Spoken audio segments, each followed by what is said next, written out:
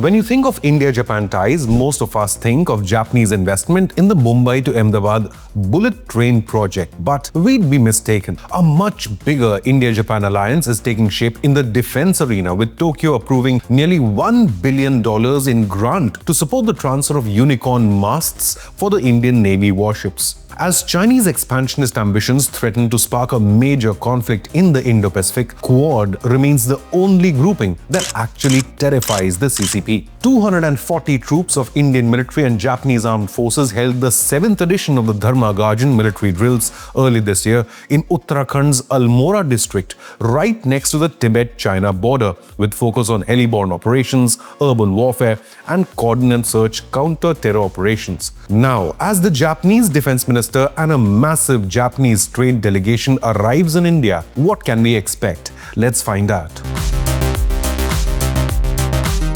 The balance of power in the Indo-Pacific has just shifted as China rapidly expands its military footprint across the region. India and Japan have taken a major strategic step to deepen the defense partnership. In a significant breakthrough, the two countries have signed a new Maritime Security Memorandum of Agreement, or MOU, paving the way for closer naval cooperation, intelligence sharing, logistics support, and joint military exercises. The agreement has been reached during Japanese Defense Minister Shinjiro Koizumi's maiden visit to India, where he held extensive talks with Indian Defense Minister Rajnath Singh on maritime security, defense technology, Make in India, and strengthening strategic trust. Rajnath Singh welcomed his counterpart, writing on X, "Konnichiwa, Koizumi-san. Happy to welcome my Japanese counterpart on his maiden visit to India." But this visit is about far more than just diplomacy.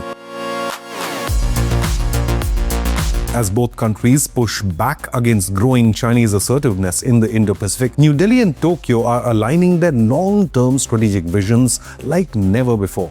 Piece, stability और prosperity को सुनिश्चित करने की India और Japan की एक अहम जिम्मेदारी है. We'll bring you key details of this landmark defense agreement. Meanwhile, Japan is also making a massive economic push in India.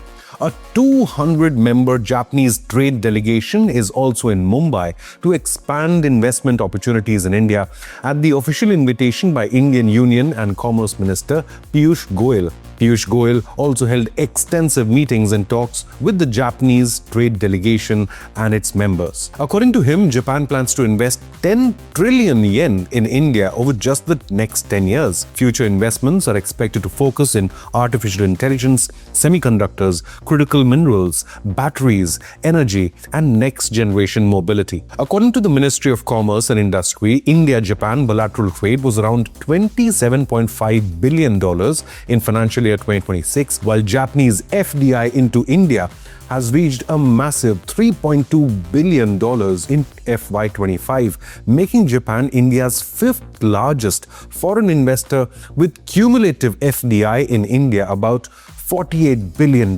since 2000. Piyush Goyal will next visit Japan on the 24th of August with an Indian trade delegation.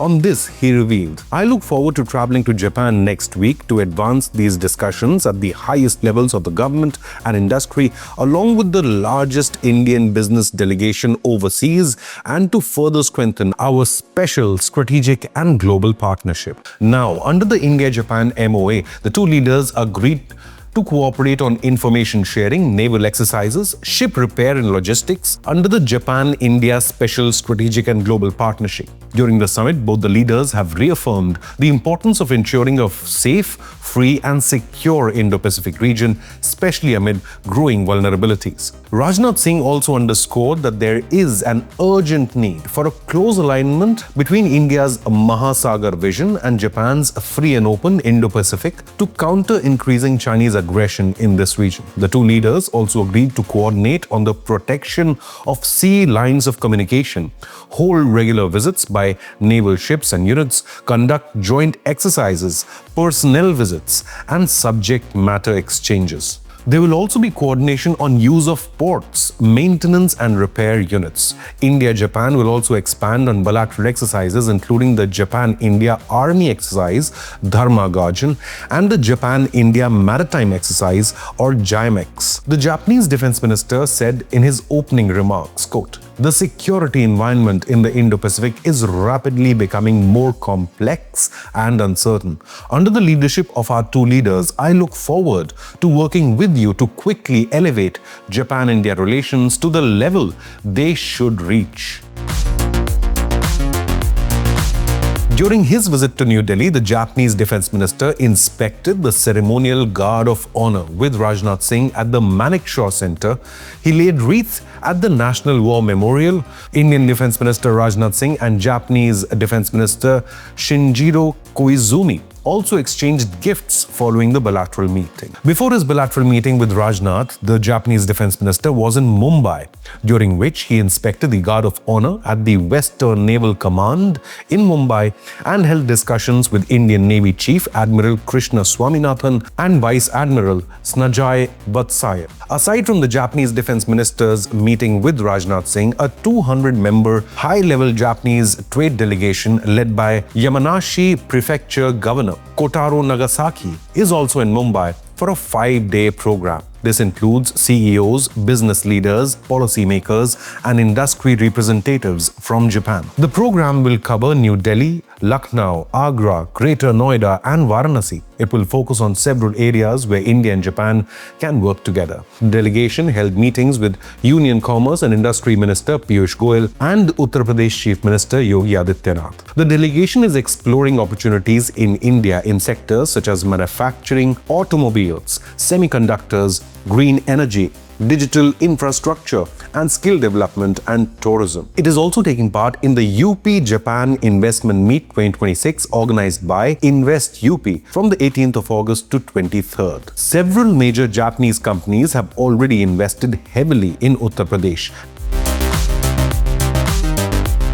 Japan is now looking to expand these investments through new manufacturing projects, technology partnerships, and employment opportunities. After meeting, Piyush Goyal wrote on X, Japan's technological depth and industrial expertise complement India's young and talented workforce. Piyush Goyal also pointed to Uttar Pradesh's growing industrial infrastructure push because of Japanese investment, including Jewar Airport, the Western Dedicated Freight Corridor, and 27 industrial clusters focused on sectors such as defense, semiconductors, and electronics. Piyush Goyal added, India welcomes the Japanese industry as partners in this growth story. But the India-Japan relationship is not just about defense. It has quietly become one of Asia's strongest economic partnerships, driven by shared strategic interests and long-term investments.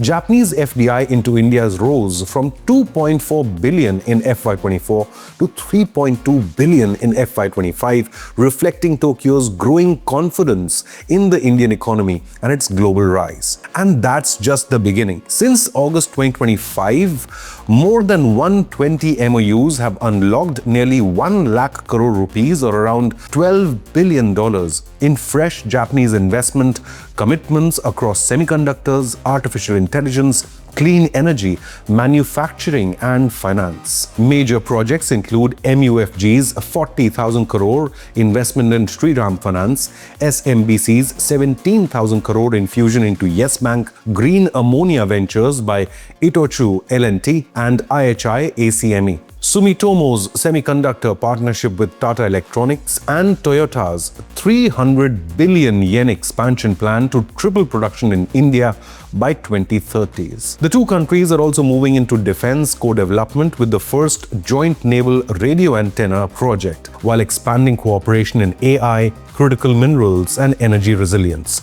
The partnership works both ways. Indian companies such as TCS, Infosys, Wipro, HCL, and Tech Mahindra continue expanding operations across Japan, with cumulative Indian investment estimated at $1.5 to $2 billion, and the impact is already visible on the ground. From Delhi Metro and Mumbai Metro Line 3 to the Atal Setu and Western Dedicated Freight Corridor, the metro networks across Bengaluru, Chennai, Kolkata, and Ahmedabad, Japanese investment is helping reshape India's infrastructure and strengthening one of Asia's most important strategic partnerships.